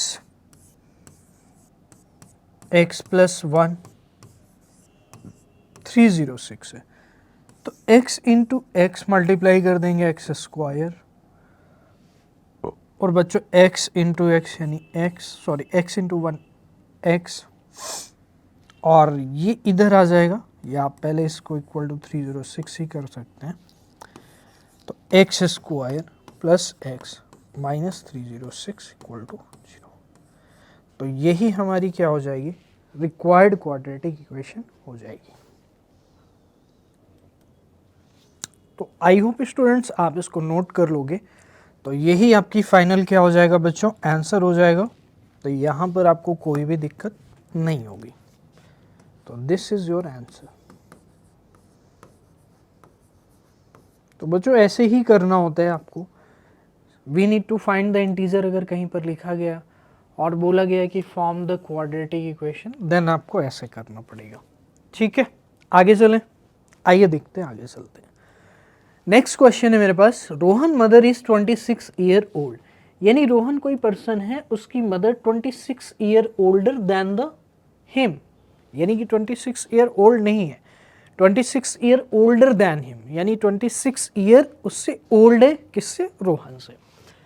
the product of their edges 3 years from now, तो यानी कि उनके एजेस का जो प्रोडक्ट है 3 ईयर्स फ्रॉम नाउ। तो बच्चों जब ये फ्रॉम नाउ आपको मिलेगा तो इसका मतलब ये होता है कि यहाँ पर फ्यूचर की बात हो रही है। किसकी बात हो रही है, यानी कि फ्रॉम नाउ, यानी ये आपका प्रेजेंट टाइम है, ये प्रेजेंट है। तो 3 ईयर ऑनवर्ड यानी +3 बात कर रही है, लेकिन एगो की अगर बात करें तो माइनस, अब जो भी हो 3 हो 5 हो। ठीक है, तो आई होप ये चीज़ आपको समझ में आ गई होगी। तो 3 ईयर्स फ्रॉम नाउ। अच्छा यहाँ पर एक चीज़ है कि जैसे 2 पर्सन है तो अगर उनकी एज 3 ईयर बाद हम निकालना चाहते हैं तो अगर एक की 3 बढ़ेगी तो दूसरे की भी 3 बढ़ जाएगी। क्यों? क्योंकि जो सपोज करिए कोई पर्सन 10 का है और कोई 15 का है तो 15 वाला +3 होगा यानी 18, और ऐसा थोड़ी है कि 10 वाला 10 ही रहेगा, उस पर भी 3 ऐड होगा यानी 10 + 3 यानी कितना हो जाएगा 13 हो जाएगा। तो 13 एंड 18 हो जाएगी आफ्टर 3 ईयर। तो ऐसे ही अगर रोहन की कुछ एज रही होगी तो वो भी 3 ईयर बढ़ेगी और उसकी मदर की भी एज 3 ईयर बढ़ेगी। और आगे दिया गया है we would like to find the Rohan's present age. तो मुझे प्रेजेंट एज फाइंड करना है रोहन की। तो मैं क्या करूँगा, सिंपल सी चीज़ है, मैं रोहन की एज को लेट कर लूँगा। तो क्या लेट करूँगा, Rohan's age equal to x है। तो प्यारे बच्चों लेट किया है Rohan's age equal to x है। तो यहां तक कोई भी दिक्कत नहीं है। रोहन की एज को क्या लेट किया है, एक्स लेट किया है। ओके देन बच्चों अब अगर मैं मदर की एज की बात करता हूं तो अकॉर्डिंग टू क्वेश्चन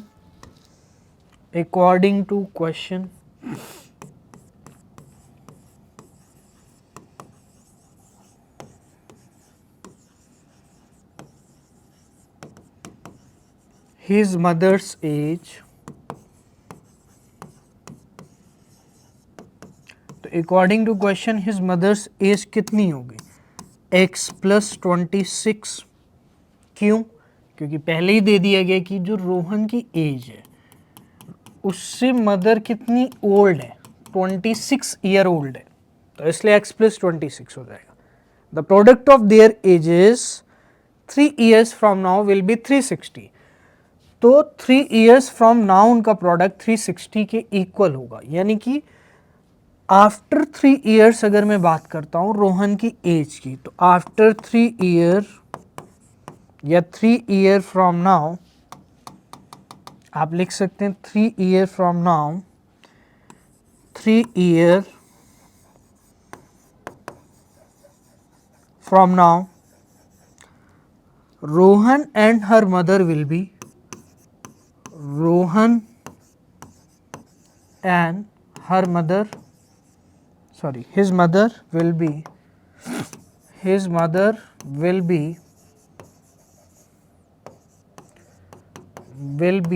अब रोहन x का था तो रोहन कितना हो जाएगा x + 3 एंड उसकी मदर कितनी हो जाएगी x + 26 + 3, तो x + 3 तो रोहन होगा एंड उसकी मदर कितनी होगी x + 29 हो जाएगी। तो अकॉर्डिंग टू क्वेश्चन मैं ये कह सकता हूँ कि प्रोडक्ट यानी x + 3 और x + 29 जो इक्वल होगा वो होगा 360 के। तो ये मुझे एक जो इक्वेशन बननी है फाइनली उसका रॉ फॉर्मेट मिल गया है कि इक्वेशन कुछ ऐसी बनेगी, but it is not standard equation, ये स्टैंडर्ड इक्वेशन नहीं है। तो यहाँ पर बच्चों अगर ये स्टैंडर्ड इक्वेशन नहीं है तो मैं इसको स्टैंडर्ड बना लूँगा। लेकिन क्या इतनी चीज़ आपको फर्स्ट ऑफ ऑल क्लियर हो रही है कि ये चीज़ें कैसे हो रही हैं? तो मैं एक बार रिपीट कर देता हूँ, रोहन की एज x लेट की थी, तो अकॉर्डिंग टू क्वेश्चन x + 26 उसकी मदर की प्रेजेंट एज होगी, लेकिन 3 ईयर फ्रॉम नाउ की बात कर रहा है प्रोडक्ट की, तो 3 year from now product 360 given है, तो 3 ईयर फ्रॉम नाउ उनकी दोनों की एज क्या होगी x + 3 एंड x + 29। तो x + 3 × x + 29 is equal to कितना हो जाएगा 360। तो आइए बच्चों अब हम लोग इसको कंप्लीट कर लेते हैं। तो यानी कि हमें क्या करना है बेसिकली बच्चों यहाँ पे मल्टीप्लाई करना पड़ेगा दोनों ब्रैकेट को। तो जब हम दोनों ब्रैकेट को मल्टीप्लाई कर देंगे तो हमारी स्टैंडर्ड क्वाड्रेटिक इक्वेशन आ जाएगी। लेकिन उसके पहले आप इतना नोट कर लीजिए या फिर इसका स्क्रीनशॉट ले लीजिए। तो आई होप स्टूडेंट्स वीडियो को पॉज करके आप इसको नोट कर लेंगे। अब हम लोग आगे इसको सॉल्व करते हैं।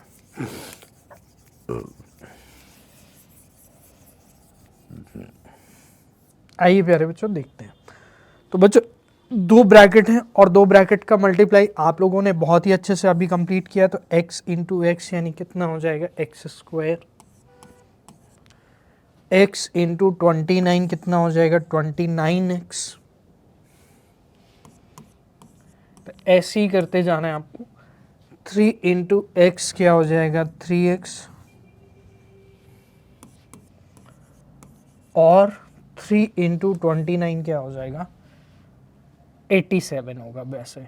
तो आप इतना करके देख लोगे तो बच्चों ये इक्वेशन आ जाएगी, और फिर यहाँ पर इसको सॉल्व करेंगे। दैट मीन्स यहाँ पर बच्चों एक्स स्क्वायर और कितना हो जाएगा प्यारे बच्चों 32x और प्लस 87 और माइनस कितना हो जाएगा मेरे प्यारे बच्चों 360 इक्वल टू 0। तो ये हो जाएगा x square plus 32x and बच्चों 87 से आप 360 निगेटिव करेंगे, यानी निगेटिव का साइन आएगा। क्यों? क्योंकि 360 नंबर बड़ा है, तो 360 अगर बड़ा नंबर है तो यहाँ पर आज इजीली आप इसको माइनस कर सकते हैं, यानी 360 और 87, और यहाँ पर बच्चों क्या आएगा माइनस का साइन आएगा। ठीक है, तो 10 में से ये जाएगा बच्चों 3 हो जाएगा, और यहाँ पर 5 यानी 15, तो 7 हो जाएगा और 2 हो जाएगा, ये नेगेटिव में आ जाएगा। तो प्यारे बच्चों 273 इक्वल टू क्या, यानी x square plus 32x plus minus 273 equal to 0। तो ये हमारे पास क्या हो जाएगी, एक इक्वेशन आ जाएगी, और यहाँ पर इक्वेशन ही फॉर्म करना था। A train travel distance of 480 kilometre at a uniform speed, तो if the speed had been 8 kilometre per hour less than it would have taken 3 hour more. तो बच्चों ऑब्वियस सी चीज़ है, जब आप स्लो चलेंगे तो आपको टाइम कितना लगेगा, ज़्यादा लगेगा जो नॉर्मल टाइम है। अगर आप घर अपने स्कूल से स्लो जा रहे हैं, या आपकी बस जो है, या आप बाइसिकल से स्लो जा रहे हैं, तो डेफिनेटली स्टूडेंट्स वहाँ पे आपका टाइम ज़्यादा लगेगा, और अगर आप फास्ट जा रहे हैं तो टाइम कम लगेगा। तो वही चीज़ है कि ट्रेन नॉर्मल स्पीड से अगर कम स्पीड में चलती है, और कितनी कम में 8 किलोमीटर पर आवर लेस, यानी कि पहले अगर उसकी कुछ स्पीड रही होगी तो 8 किलोमीटर पर आवर लेस में चल रही है, यानी अगर 50 थी सपोज करिए, तो अब 8 लेस यानी 42 में चल रही है। तो मुझे नहीं पता कितनी थी, जस्ट फॉर एग्जांपल आपको समझा रहा हूँ। Then it would have taken 3 hour more, अगर अब 42 से चल रही है तो 3 आवर ज़्यादा लगेंगे more to cover the same distance, we need to find the speed of this train. तो मेरे प्यारे बच्चों, यहाँ पर 480 किलोमीटर जो डिस्टेंस दी गई, इस सब को करने के पहले आपको मैं एक चीज़ बताता हूँ जो आपको हमेशा याद रखना है बच्चों, कि जो डिस्टेंस होती है वो क्या होती है बच्चों, स्पीड इनटू में टाइम टेकन, यानी जो टाइम लग रहा है और जो आपकी स्पीड है, उन दोनों का क्या होता है, मल्टीप्लाई होता है। तो स्पीड इनटू टाइम क्या होता है, डिस्टेंस होता है, यानी जो डिस्टेंस है वो क्या होगा, स्पीड और टाइम का मल्टीप्लाई होगा। तो यहीं से बच्चों सारे रिलेशन निकल कर आते हैं। तो अगर मैं आपसे ये पूछता हूँ कि स्पीड क्या होगी, तो आप कहेंगे सर स्पीड अगर आपको फाइंड करना है तो टाइम नीचे आ जाएगा, यानी कि स्पीड जो होगी वो क्या होगी, डिस्टेंस अपॉन में टाइम हो जाएगा। और यहीं पर बच्चों अगर आपसे टाइम की वैल्यू पूछी जाए, टाइम क्या होगा, तो आप कहेंगे सर डिस्टेंस अपॉन में क्या हो जाएगी, स्पीड हो जाएगी। ठीक है मेरे प्यारे बच्चों, तो इस तरह से एक जो फॉर्मूला याद रखोगे तो उससे सारे के सारे फॉर्मूले निकालोगे। तो ये तीनों फॉर्मूले यहाँ पर हम लोग यूज़ करेंगे, और डेफिनेटली स्टूडेंट्स आप इसको नोट कर लीजिए। फिर अब हम लोग आगे प्रोसीड करते हैं, क्वेश्चन को कैसे करेंगे कंप्लीट। यहाँ पर सबसे ज़्यादा इंपॉर्टेंट चीज़ हमारे लिए ये है। तो आइए देखते हैं। तो train travel distance of 480 kilometre, तो 480 किलोमीटर की डिस्टेंस है बच्चों, कोई भी रास्ता था और यहाँ से यहाँ तक ट्रेन को जाना था। तो जब भी आप डायग्राम बना लोगे बच्चों तो क्लियरिटी आ जाएगी। ये उसका स्टार्टिंग स्टेशन था और ये एंडिंग स्टेशन है प्यारे बच्चों, बी जो है एंडिंग स्टेशन है। और इन दोनों स्टेशनों के बीच की जो डिस्टेंस है बच्चों वो कितनी है, 480 किलोमीटर है। तो इसमें भी कोई दिक्कत नहीं है। देन बच्चों आगे वही स्टेटमेंट दी गई। तो अब आइए, अब हम लोग अपनी तरफ से वेरिएबल्स को लेट करेंगे, क्योंकि हमें रिप्रेजेंट करना है। तो इसको मैं इरेज करूंगा। तो बच्चों वेरिएबल हम x मान लेते हैं कि जो स्पीड है ट्रेन की वो x है। तो let the speed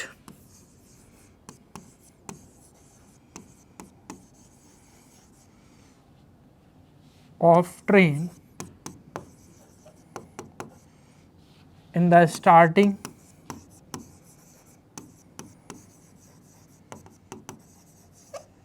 was x, यानी कि जब नॉर्मल यूनिफॉर्म स्पीड से चल रही थी तब उसकी x थी। तो time t1, let t1 be the initial time. t1 क्या है? इनिशियल टाइम, यानी कि पहले, जो कि कितना होगा बच्चों? डिस्टेंस। अभी हमने टाइम के बारे में देखा था कि टाइम क्या होता है? डिस्टेंस अपॉन में स्पीड। तो डिस्टेंस आपकी कितनी है? 480 और स्पीड कितनी है? x। लेकिन बाद में क्या हो जाती है स्पीड? x माइनस 8 हो जाती। इन द नेक्स्ट सिचुएशन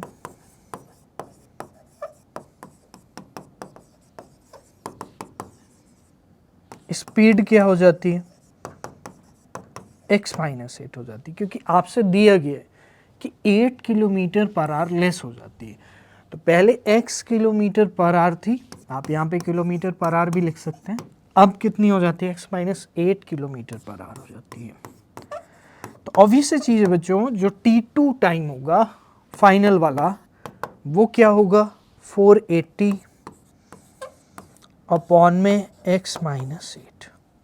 तो इन दोनों का डिफरेंस, अब t2 वाला टाइम ज़्यादा होगा क्योंकि स्पीड वहाँ पर कम हो चुकी है। तो अकॉर्डिंग टू क्वेश्चन बच्चों, जो t2 और t1 का डिफरेंस है वो किसके इक्वल है? 3 के इक्वल, यानी t2 minus t1 equal to 3। बस दैट्स इट। जैसे ही आप इसमें t1 एंड t2 की वैल्यू को पुट करेंगे, आपका ये क्वेश्चन एकदम आराम से हो जाएगा। तो आइए अब हम लोग इसको कंप्लीट करते हैं। आप स्क्रीनशॉट ले सकते हैं या फिर नोट कर सकते हैं। मैं एक बार फिर से रिपीट कर देता हूँ कि पहले वो नॉर्मल स्पीड से जा रही है x स्पीड से, तो उसको जो टाइम लग रहा है वो लग रहा है, ठीक है। लेकिन जब वो 8 किलोमीटर पर आवर अपनी स्पीड को लेस कर देती तो उसको 3 घंटे ज़्यादा लग रहे हैं। तो ज़्यादा लग रहे हैं तो डेफिनेटली स्टूडेंट्स यहाँ पर दोनों ही टाइम का डिफरेंस कितना होगा? 3 होगा। या फिर आप कह सकते हो कि जो t2 यानी सेकेंड वाला टाइम है वो पहले वाले से t1 से 3 ज़्यादा है। आप इस सिचुएशन को अगर ऐसे नहीं समझ पा रहे तो ऐसे समझ सकते हैं कि t2 t1 में 3 ऐड करने से मिला, यानी पहले वाले टाइम से 3 ज़्यादा करेंगे जब t2 आपको मिलेगा। तो बच्चों t2 और t1 आपको यहाँ पर गिवन, इनको हम रख देंगे। तो t2 बच्चों हमारे पास 480 अपॉन x माइनस 8 है। मैं इसको नेक्स्ट में ले लेता हूँ। और t1 बच्चों कितना था? आप देख सकते हैं 480 अपॉन x, और प्यारे बच्चों इक्वल है 3 के। ये हमारी सिचुएशन हो जाएगी। अगर आप और सॉल्व करना चाहते हैं तो उसको कर सकते हैं। सो स्टूडेंट्स फाइनली हमारे पास जो इक्वेशन आई है वो ये है। तो यहाँ पर बच्चों आप, मैं इस पेज में लेकर आ गया हूँ इक्वेशन को, आपने नोट कर लिया होगा। तो यहाँ पर स्टूडेंट्स बेसिकली क्या है कि जो हमारा टाइम का डिफरेंस है 3 हमने उसके इक्वल कर दिया है, क्योंकि जो टाइम का डिफरेंस है प्यारे बच्चों वो कितना है? 3 hours more than the two cover the same distance. यानी सेम डिस्टेंस को जब स्पीड x माइनस 8 हो जाती है तो इतना टाइम लगता है, और जब नॉर्मल स्पीड थी यानी स्पीड ज़्यादा थी तो इतना टाइम लगता। तो ये वैल्यू कम होगी, ये ज़्यादा होगी, तो ज़्यादा में से कम माइनस करेंगे तो इक्वल टू कितना आ जाएगा? 3 आ जाएगा। तो माय डियर स्टूडेंट्स यहाँ पर आप इसको क्या करेंगे, हमें जैसा कि आप सब देख सकते हैं कि फॉर्म करने क्वाड्रेटिक इक्वेशन, तो ये क्वाड्रेटिक इक्वेशन तो है नहीं, तो हम क्या करेंगे यहाँ पर इसको मोस्ट सिंप्लीफाइड फॉर्म में लेकर आएंगे। दैट मीन्स क्वाड्रेटिक इक्वेशन बनाएंगे। तो क्वाड्रेटिक इक्वेशन कैसे बनेगी? x माइनस 8 इसका एलसीएम हो जाएगा, और यहाँ पर x माइनस 8 क्या होगा? डिवाइड होगा। तो x माइनस 8 अगर डिवाइड होगा तो प्यारे बच्चों जैसे आप नंबर का एलसीएम लेते थे वैसे ही यहाँ पर भी लेना है। फिर उसके बाद जो डिनोमिनेटर है उससे आप क्या करोगे? इसको डिवाइड करोगे। फिर जो क्वोशिएंट आएगा उसको यहाँ पर मल्टीप्लाई करोगे। तो बच्चों x हमारा क्वोशिएंट आएगा।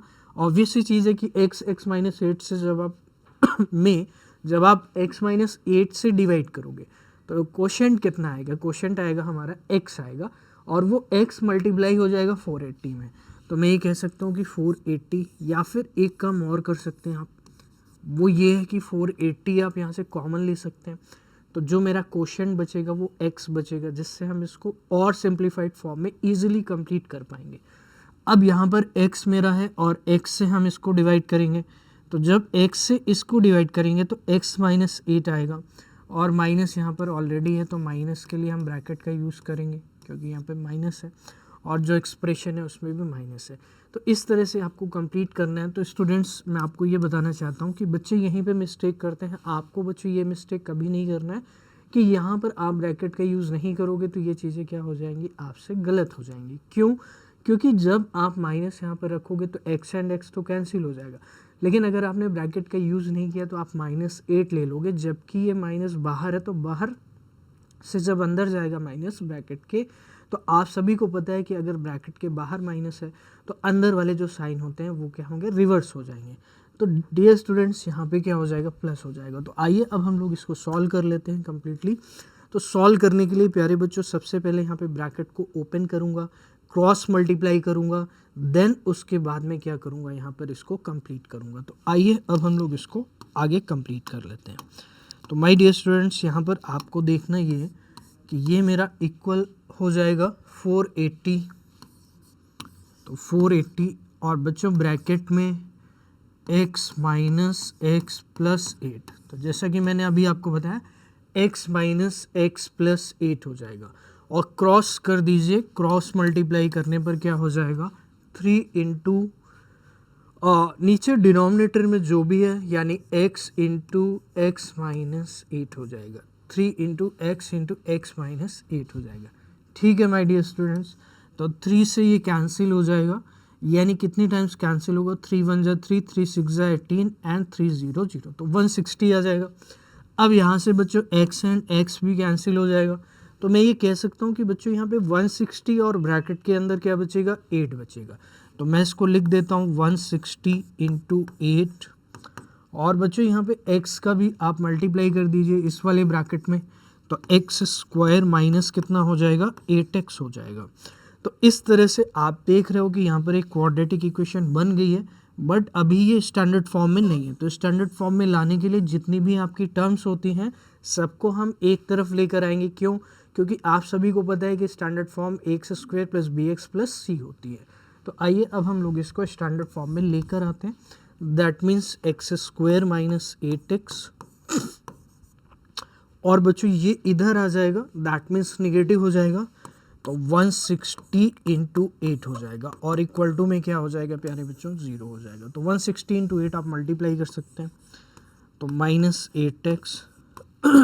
और बच्चों वैसे अगर आपको 16 की टेबल याद है तो 0 आपको बढ़ाना पड़ेगा 16 8 जा करके, तो 16 8 जा कितना होता है बच्चों, 128, और यहाँ पर हम क्या बढ़ा देंगे, 0। तो माय डियर स्टूडेंट्स, यही आपका क्या होगा, फाइनल आंसर हो जाएगा। तो यहाँ पर आपको बच्चों ये चीज़ ध्यान रखनी है कि जो फाइनल आंसर है वो आपका क्या होने वाला है, तो वो आपका ये आंसर फाइनली आ जाएगा।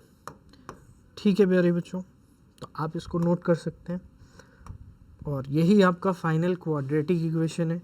क्योंकि आपको क्या फाइंड करना था, आपको सिर्फ क्वाड्रेटिक इक्वेशन ही फाइंड करनी थी जो इस सिचुएशन को रिप्रेजेंट कर सके। तो मैंने इसको यहाँ पर कंप्लीट कर दिया है। तो एक बार आपको फिर से यहाँ पर बता देता हूँ कि जो टाइम का डिफरेंस है वो कितना है, 3r है। तो यहाँ पे डिफरेंस दोनों का ले लेना है 3r, क्योंकि एक सिचुएशन जब x माइनस 8 किलोमीटर से चल रही है यानी बाद वाले केस में तो 3 घंटे ज़्यादा लग रहे हैं, और x की स्पीड से अगर चल रही है तो वहाँ पे 3 घंटे कम लग रहे हैं, यानी कि जो नॉर्मल टाइम है वो लग रहा है। ठीक है, तो यहाँ पर इस तरह से इक्वल टू हम क्या कर देंगे, दोनों टाइम को इक्वल टू 3 कर देंगे। ये बेस्ट मेथड है, इस तरह से आप इसको कंप्लीट कर सकते हैं, इसमें कोई भी कन्फ्यूज़न नहीं होगी। वैसे तो मेथड और भी होते हैं, बट जो बेस्ट मेथड है that I have discussed with you. तो ये आई होप आपको स्टूडेंट्स क्लियर हो गया होगा। So this is the best method which you can approach.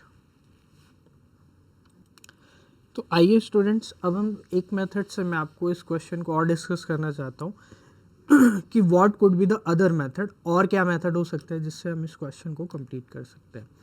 तो बच्चों क्वेश्चन को कंप्लीट करने के लिए आपको क्या करना है, वही x सिलेक्ट करना पड़ेगा। यानी कि फर्स्ट वाली सिचुएशन में जो टाइम लग रहा है, फर्स्ट वाली सिचुएशन में क्या टाइम लग रहा है, आप कह सकते हैं कि 480 डिस्टेंस। ठीक है, अब पहले टाइम क्या लग रहा है, time in the first situation, तो 480 डिस्टेंस है। तो जैसा कि मैंने अभी आपको बताया कि जो डिस्टेंस अपॉन स्पीड होगी डिस्टेंस अपॉन स्पीड होगी। तो बच्चों ये दोनों ही मेथड अपने आप में बेस्ट है वो भी मेथड बेस्ट है, बट कुछ स्टूडेंट्स को हो सकता है इससे इजी लगे, तो that I wanted to discuss both the method with you. तो डिस्टेंस अपॉन स्पीड क्या हो जाएगा प्यारे बच्चों, टाइम हो जाएगा। तो जो टाइम लग रहा है वो डिस्टेंस अपॉन स्पीड होगा। अब टाइम के रिगार्डिंग हमें सारी चीज़ें यहाँ पर कनेक्ट करनी है। टाइम से हम इसको कैसे कनेक्ट करेंगे, तो जो डिस्टेंस है वो हमारी कितनी है, 480 है। तो मैंने डिस्टेंस लिख लिया। अब यहाँ पर सपोज करिए फर्स्ट सिचुएशन का टाइम t1 है, और तो यहाँ पर स्पीड को हम लेट कर लेंगे। तो लेट स्पीड क्या है आपकी, x है। तो स्पीड अगर हमारे पास x है तो t1 टाइम कितना होगा, 480 में। अब आपसे ये कह रहा है कि जो सेकेंड सिचुएशन है, ये फर्स्ट सिचुएशन के अकॉर्डिंग हमारी इक्वेशन कंप्लीट हो गई है। फिर हम सेकेंड सिचुएशन में यानी सेकेंड केस में जो स्पीड है वो कितनी हो जाती है, x माइनस 8 हो जाती है, क्योंकि पहले हमने x लेट की थी और बाद में क्या है 8 किलोमीटर पर आवर लेस। तो यहाँ पे किलोमीटर पर आवर भी आप लिख सकते हैं, इसमें कोई दिक्कत नहीं है, ठीक है। तो x माइनस 8 स्पीड इसकी बाद में हो जाती है x माइनस 8। तो जब x माइनस 8 स्पीड हो जाती है तो इसको 3 आवर ज़्यादा लगता है। तो 3 आवर ज़्यादा लगने का मतलब क्या हुआ कि पहले जो टाइम लग रहा था उससे 3 आवर ज़्यादा, यानी पहले इतना लग रहा था तो अब कितना लग रहा होगा टाइम, अब आपका टाइम लग रहा होगा कितना, 480। t1 प्लस 3 मैं कह सकता हूँ, यानी 480 अपॉन एक्स प्लस 3, क्योंकि t1 की वैल्यू कितनी है आपकी, x है। और ये प्लस 3 जो हो रहा है 480 में नहीं हो रहा है, आपको ये ध्यान रखना है, ये पूरी फ्रैक्शन में हो रहा है। तो स्पीड हो गया, टाइम हो गया। अब क्या मैं इस फॉर्मूले का यूज़ कर सकता हूँ, यानी डिस्टेंस हमें पता है, स्पीड पता है, टाइम पता है। तो मैं कह सकता हूँ जो डिस्टेंस होती है वो यहाँ से हम निकाल सकते हैं, स्पीड इंटू टाइम होगी, s इंटू टी। तो डिस्टेंस मेरी है प्यारे बच्चों 480 फिक्स, उसमें कोई भी चेंज नहीं है। सेकेंड सिचुएशन के अकॉर्डिंग 480 हमारी क्या है, सॉरी x माइनस 8 क्या है, स्पीड है। और टाइम इस केस में, यानी जब स्पीड x माइनस 8 है तो टाइम इतना लग रहा है जो कि हम ऑलरेडी कैलकुलेट कर चुके हैं। तो 480 अपॉन एक्स प्लस 3। तो ये मेथड भी आपके लिए बेस्ट है। अब आपको आगे का काम वैसे ही करना होगा जैसे प्रीवियस क्वेश्चन में हम लोगों ने किया है, कि यहाँ पे क्या करना हो, आपको इसको सॉल्व करना पड़ेगा। तो सॉल्व करेंगे तो जब आप इसको कंप्लीट कर लेंगे क्वाड्रेटिक इक्वेशन की फॉर्म में लेकर आएंगे। यानी सबसे पहले आप क्या करेंगे कि ये जो इक्वेशन है इसको क्या करेंगे, सिंप्लीफाई करेंगे। सिंप्लीफाई करने के लिए पहले आप इस टर्म को सिंप्लीफाई करेंगे, क्यों, क्योंकि यहाँ पर फ्रैक्शन है। तो इसको इसके साथ एलसीएम लेके फिर यहाँ पर इसका क्रॉस मल्टीप्लाई, फिर कुछ चीज़ें यहाँ पे कैंसिल होंगी। तो ये आई होप आप कर लोगे, इसमें आपको कोई भी दिक्कत नहीं होगी। बट द कॉन्सेप्ट मैं आपको बताना चाहता था कि एक जो आपका वे ऑफ थिंकिंग है वो ये भी हो सकता है। ज़रूरी नहीं कि आपको अगर वो चीज़ बताई है मैंने तो उसी से कर सकते हैं, आप इससे भी कर सकते हैं। ये आपको पता करना होगा कि आपके लिए कौन सा कन्वीनियंट मेथड है। मैंने आपको दोनों ही मेथड को डिस्कस किया है, ठीक है। तो ये आई होप आपको समझ में आ गया होगा ठीक है बच्चों, तो इसको एक बार नोट कर लीजिए, फिर हम लोग आगे चलते हैं। तो बच्चों फोर्थ पार्ट हमने कंप्लीट कर लिया है, इसी के साथ 4.1 एक्सरसाइज हमने कंप्लीट कर ली है। तो स्टूडेंट्स आई होप 4.1 आपको समझ में आया होगा, जिसमें हमने recognition of the quadratic equation and we have discussed कि जो आपकी वर्ड प्रॉब्लम है उसको आप कैसे फॉर्म करेंगे in the form of the equation.